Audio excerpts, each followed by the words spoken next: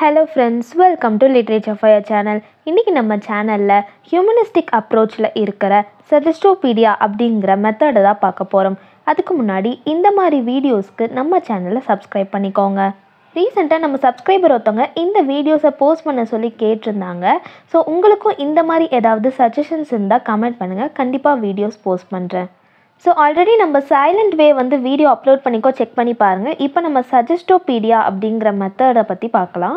So நீங்கள் use பண்ணுற புக்லேயே தான் நான் இப்போ சொல்லித்தர போகிறேன். ஸோ அதனால் உங்கள் புக்கு, உங்கள் நோட் அண்ட் பென் நீங்கள் கூடயே வச்சுட்டு இந்த வீடியோவை நீங்கள் பாருங்கள். அப்போ உங்களுக்கு இந்த வீடியோ இன்னும் ஈஸியராக அண்டர்ஸ்டாண்ட் பண்ணிக்க முடியும்.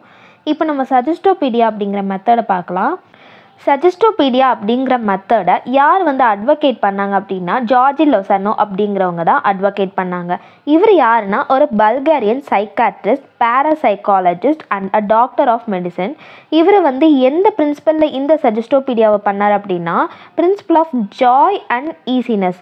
இந்த மெத்தடில் ஒரு ஸ்டூடெண்ட் எவ்வளோக்கு எவ்வளோ ஒரு லாங்குவேஜை ரொம்ப ஜாயாக ஈஸியாக கற்றுக்கலாம் அப்படிங்கிற பிரின்சிபலை வச்சு தான் இந்த சஜஸ்டோபீடியாவை ஜார்ஜி லொசானோ எழுதியிருக்காரு. இந்த மெத்தடில் ஒரு லாங்குவேஜை டீச் பண்ணுறது மட்டும் இல்லை, இந்த மெத்தட் மூலியமாக ஒருத்தவங்களோட மென்டல் பேரியர்ஸை அகற்றும். என்ன அப்படின்னா, நம்மளால் இதெல்லாம் முடியாது, இதெல்லாம் நமக்கு ரொம்ப கஷ்டம், நம்ம ஒரு ஆவரேஜ் ஸ்டூடெண்ட் அப்படின்னு ஒருத்தவங்க நினைப்பாங்க இல்லையா, அந்த மாதிரி இருக்கிற மென்டல் பேரியர்ஸை அகற்றி இந்த மாதிரி ஒரு லாங்குவேஜை நம்மளால் ஈஸியாக கற்றுக்க முடியும் இந்த சஜஸ்டோபீடியா மெத்தடில். பல்கேரியாவில் இந்த மெத்தடை ப்ரைமரி ஸ்கூல்ஸில் கூட யூஸ் பண்ணுவாங்க அப்படின்னு சொல்கிறாங்க. தோ இந்த யூஎஸ்ஏல, கனடாவில், வெஸ்டர்ன் யூரோப்பில் கூட இந்த மெத்தட்ஸை அடல்ட்ஸ்க்கும் யூஸ் பண்ணுறாங்க அப்படின்னு சொல்கிறாங்க. இந்த சஜஸ்டோபீடியாவை 3 பிரின்சிபல்ஸ்க்கு கீழே சொல்லி தருவாங்க. என்ன அப்படின்னா, ஜாய் அண்ட் சைக்கோ ரிலாக்ஸேஷன் இது தான் ஃபர்ஸ்ட் பிரின்சிபல். இதில் என்ன அப்படின்னா, ஒரு ஸ்டூடெண்ட்டை ரொம்ப ஃபீல் ரிலாக்ஸ் அண்ட் ஹாப்பியாக ஆக்குவாங்க. இது மூலிமா என்ன ஆகுனா, அவங்களுக்குள்ள இருக்க சில திறமைகள் அவங்களுக்குள்ள ஒளிஞ்சிருக்கும் இல்லையா, அதெல்லாமே வெளிப்படும். அண்ட் ஆல்சோ இது மூலியமாக இவங்க ஃபீல் ரிலாக்ஸாக இருப்பாங்க இல்லையா, அந்த மாதிரி ரிலாக்ஸ் சுச்சுவேஷன்ஸில் என்ன ஆகுனா அந்த நியூ லாங்குவேஜ் மேலே நிறைய இன்ட்ரெஸ்ட் உருவாகும். அவங்க இன்வால்மெண்ட்டோட அந்த லாங்குவேஜை கற்றுக்குவாங்க. இதுதான் the first principle. Second principle என்ன அப்படின்னா, அவங்களோட மைண்ட் பவர் எல்லாம் ஒன்றிணைச்சு அந்த விஷயத்தை அவங்க செயல்படுத்துவாங்க. அதாவது இந்த ஹிப்னோடைஸ்லாம் பண்ணுவாங்க இல்லையா, இவர் ஒரு சைக்காட்ரிஸ்ட்டுங்கிறனால அவங்க எவ்வளோக்கு எவ்வளோ ஜாய்ஃபுல்லாக இருக்கணுமோ அந்த அளவுக்கு இந்த மெத்தடில் பண்ணியிருக்காரு. ஹார்மோனியஸ் கொலாபரேஷன்ஸ் நிறையா இருக்கும். அவங்க கான்ஷியஸாக இருந்தாலும் சரி, அன்கான்ஷியஸாக இருந்தாலும் சரி, அவங்கள ஒன்றிணைச்சு இந்த மெத்தடில் அவங்க ஒரு நியூ லாங்குவேஜை படிக்க வைப்பாங்க. இதில் எக்யூப்மெண்ட்ஸ்னு பார்த்தா பெருசாக ஒன்றும் இல்லை. நம்ம மியூசிக் கேட்டால் ரொம்ப ரிலாக்ஸ் ஆகும் இல்லையா, அதனால மியூசிக்கு, சார்ட்ஸ், போஸ்டர்ஸ் இந்த மாதிரி இதெல்லாம் தான் எய்ட்ஸாக யூஸ் பண்ணுறாங்க. கிளாஸ் ரூமில் ஒரு கம்ஃபர்டபுளாக உட்கார சேர் இருக்கும். ஏன்னா நம்ம உட்காந்து கம்ஃபர்டபுளாக இருந்தால் மட்டும்தான் நம்ம ரிலாக்ஸாக இருப்போம். அதனால இந்த சேர் எப்படி அரேஞ்ச் பண்ணியிருக்காங்கன்னா, ஒரு செமி சர்க்கிள், அதாவது ஒரு செமி சர்க்கிள் இந்த மாதிரி ஒரு செமி சர்க்கிளில் அரேஞ்ச் பண்ணியிருப்பாங்க. அப்படி அரேஞ்ச் பண்ணிக்கும் போது learners front of the class ரூமை ஃபேஸ் பண்ணுற மாதிரி உட்காந்துருப்பாங்க. அங்கே தான் இந்த சார்ட்ஸு, விஷுவல்ஸ்லாம் அரேஞ்ச் பண்ணி வச்சுருப்பாங்க. அது மட்டும் இல்லாமல் டீச்சர்ஸ் ஸ்பெஷல் கேர் எடுத்துக்கிட்டே இருப்பாங்க. லைட் இருக்கா, அந்த இடத்துல லைட்டிங் இருக்கா இல்லையாங்கிறதுக்கும் ஸ்பெஷல் கேர் எடுத்துக்கிட்டே இருப்பாங்க. ஃபர்ஸ்ட் இந்த மெத்தடில் என்ன பண்ணுவாங்கன்னா, லேர்னர்ஸ்க்கு ஒரு சூதிங் மியூசிக், நல்ல ரிலாக்ஸிங் மியூசிக்கை போட்டு விடுவாங்க. அந்த மியூசிக் எப்படி இருக்குன்னா கிளாசிக்கலாக இருக்கும்னு சொல்கிறாங்க.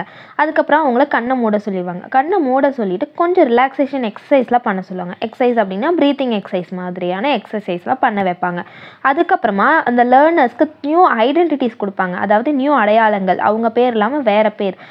அது எப்படின்னா, ஒரு கான்ஃபரன்ஸில் பர்ஃபார்ம் பண்ணுற மாதிரி, டூரிஸ்ட் பர்ஃபார்ம் பண்ணுற மாதிரி, ஒரு ரோல் ப்ளே பண்ணுவோம் இல்லையா, ஒரு படத்தில் நடிக்கிற மாதிரி, இது மாதிரி வேறு வேறு ஐடென்டிட்டிஸை கொடுத்துருப்பாங்க. அதுக்கப்புறமா அதோட இன்ட்ரோடக்டரி ஒர்க், அதை எப்படி ஆரம்பிக்கணும், இந்த மாதிரி ஒர்க்கெல்லாம் டீச்சர் பண்ணுவாங்க. எப்படின்னா, அதை பண்ணி காட்டுவாங்க, மைம் பண்ணி காட்டுவாங்க. அந்த ஐடென்டிட்டிஸ் எப்படி பண்ணணுன்ட்டு லேர்னருக்கு மைம் பண்ணி சொல்லி கொடுப்பாங்க.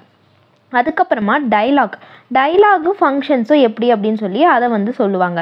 அந்த டைலாகை 2 காலமாக பிரிப்பாங்க. ஒரு காலம் என்ன அப்படின்னா டார்கெட் லாங்குவேஜ், அதாவது நம்ம டார்கெட் லாங்குவேஜ்னால் இங்கிலீஷ்னு வச்சுக்கலாமா, டார்கெட் லாங்குவேஜ் நம்ம கற்றுக்க போகிற லாங்குவேஜ், அந்த லாங்குவேஜில் ஒரு காலம் ஆஃப் டைலாக் இருக்கும். இன்னொரு காலம் ஆஃப் டைலாக் எப்படின்னா நம்ம மதர் டங்கில் டிரான்ஸ்லேட் பண்ணியிருக்கோம்.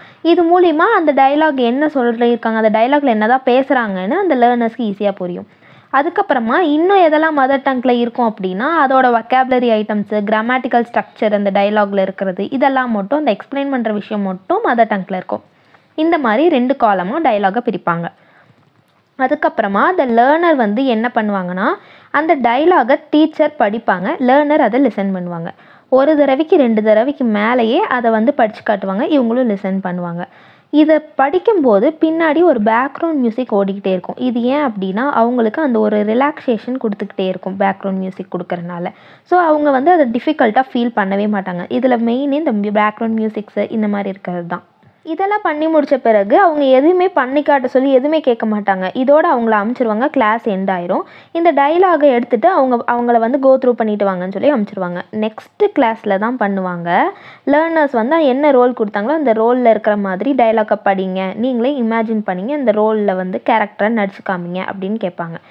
அப்புறமா கொஷின்ஸ் வந்து டார்கெட் லாங்குவேஜில் அந்த கொடுத்துருக்க டயலாக் இருக்கு இல்லையா, அந்த டயலாகை பற்றி சில கொஷின்ஸை டார்கெட் லாங்குவேஜில், அதாவது கற்றுக்கிட்டு இருக்காங்களே அந்த லாங்குவேஜில் கேட்பாங்க.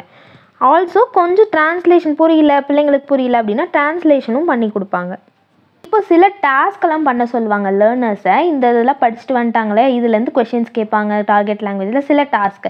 அந்த டாஸ்க்கையும் எப்படி பண்ண வைப்பாங்கன்னா, ஒரு கேம் பிரின்சிபலில் பண்ண வைப்பாங்க. ஃபார் எக்ஸாம்பிள், ஒரு டீச்சர் வந்து ஒரு பாலை தூக்கி போடுறாங்க அப்படின்னா, யார் அந்த பாலை கேட்ச் பண்ணுறாங்களோ அவங்க தான் அந்த டாஸ்க்கை பண்ணணும். இப்போ நம்ம விளையாடுவோம் இல்லையா, அந்த மாதிரி தான். ஒரு பாலை பிடிக்கிறாங்கன்னா எந்த பிள்ளை அந்த பாலை பிடிக்கணும் அந்த பிள்ளை தான் வந்துட்டு அந்த டாஸ்க்கை பண்ணணும் அப்படிங்கிற மாதிரி. இந்த மாதிரி பண்ணும்போது அவங்களுக்குள்ளே வந்துட்டு ஒரு ஹாப்பினஸ் இருக்கும். இவ பிடிச்சிட்டா அவ பிடிச்சிட்டா அப்படி சொல்லி அவங்களே ஜாலியாக இருப்பாங்க. ஒரு ரிலாக்ஸான அட்மாஸ்பியரில் ஒரு லாங்குவேஜை கற்றுக்கிட்டு அந்த லாங்குவேஜை விரும்பி கற்றுக்குவாங்க. பியர் ஒர்க் அப்படின்னா ரொம்ப இன்ட்ராக்ஷனோட, இந்த டெக்னிக்கில் ரொம்ப இன்ட்ராக்ஷனோட ஒருத்தருக்கு ஒருத்தர் புரிஞ்சுக்கிட்டு அந்த ஒர்க்கை பண்ணுவாங்க. இதுக்கப்புறமா எல்லா ஆக்டிவிட்டீஸும் முடிஞ்சதுக்கப்புறமா கேம்ஸ் விளையாடுவாங்க, ரோல் ப்ளே இந்த மாதிரி வந்து நடித்து காமிக்கிறது, இன்னும் க்ரியேட்டிவான லாங்குவேஜ் ஒர்க் ஏதாவது இந்த மாதிரிலாம் பண்ணுவாங்க. இதெல்லாம் பண்ணி முடித்த பிறகு வேறு நியூ டயலாக் கொடுத்து இதே மாதிரி திரும்ப பண்ணுவாங்க. இதுதான் இந்த சஜஸ்டோபீடியா அப்படிங்கிற மெத்தட்.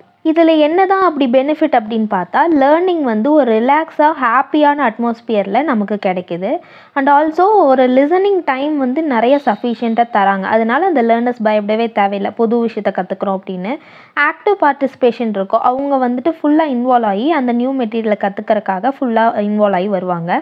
அண்ட் ஆல்சோ இந்த ரோல் ப்ளே பண்ணுறாங்க இல்லையா, இது வந்து அவங்களுக்கு ஒரு ஃபேண்டஸியை உருவாக்கும். ஒரு படம் பார்க்கும்போது நமக்கு எவ்வளோ இம்பார்ட்டண்ட்டாக ஒரு படத்தை பார்க்குறோம் அப்படின்னா எவ்வளோக்கு எவ்வளோ ஆர்வமாக இருப்போம், அந்த மாதிரி அவங்களே நடிக்கும்போது ஒரு ஃபேண்டஸியை உருவாக்கும். அதனால அவங்களுக்கு அந்த லாங்குவேஜ் மேலே இருக்க பயம் குறையும், எந்த மென்டல் பேரியர்ஸும் வராது. நம்ம ஆவரேஜ் ஸ்டூடெண்ட் நம்மளால் முடியாது, இந்த மாதிரி எந்த மென்டல் பேரியர்ஸும் அவங்களுக்கு வராது. ஸோ இந்த மாதிரி ஃபைன் ஆர்ட்ஸ்லாம் யூஸ் பண்ணுறாங்க இல்லையா, மியூசிக், ஆர்ட், ட்ராமா, இது எல்லாமே வந்துட்டு அவங்களுக்கு வந்து இந்த லேர்னிங் ப்ராசஸை இன்னும் என்ஹான்ஸ் பண்ணும். ஸோ அவங்க வந்துட்டு ஒரு ஓப்பன் மைண்டடாக இருப்பாங்க. அந்த லேர்னர் வந்துட்டு ஓப்பன் மைண்டடாக அந்த குழந்தைத்தனம் போகாமல் அந்த குழந்தைத்தனத்திலேயே ஒரு நியூ லாங்குவேஜை சொல்லி கொடுப்பாங்க. இதனால ஒரு கிளாஸ் எடுக்கிற மாதிரியோ ஒரு ஸ்கூலில் போய் உட்காந்துருக்க மாதிரி ஃபீலே இருக்காது அவங்களுக்கு. ஸோ இதுதான் இந்த சஜஸ்டோபீடியா மெத்தட். இந்த மெத்தட் உங்களுக்கு தெளிவாக புரிஞ்சிருக்கும்னு நினைக்கிறேன். ஸோ உங்களுக்கு இந்த வீடியோ பிடிச்சிருக்கும்னு நினைக்கிறேன். அண்ட் ஆல்சோ இந்த மெத்தட் உங்களுக்கு நல்லா புரிஞ்சிருக்கும்னு நினைக்கிறேன். ஸோ இன்னும் ஒருக்கா கோ த்ரூ பண்ணிங்கன்னா உங்களுக்கு இன்னும் தெளிவாக புரிஞ்சிடும். மறக்காமல் நம்ம சேனலை சப்ஸ்கிரைப் பண்ணிக்கோங்க, மறக்காமல் பெல் ஐக்கானை கிளிக் பண்ணிக்கோங்க, அதில் ஆல்ங்கிற ஆப்ஷனை கிளிக் பண்ணுங்கள். அப்போ தான் நான் போகிற எல்லா வீடியோஸும் உங்களுக்கு நோட்டிஃபிகேஷனாக வரும். So that was the end of the method, the சஜஸ்டோபீடியா.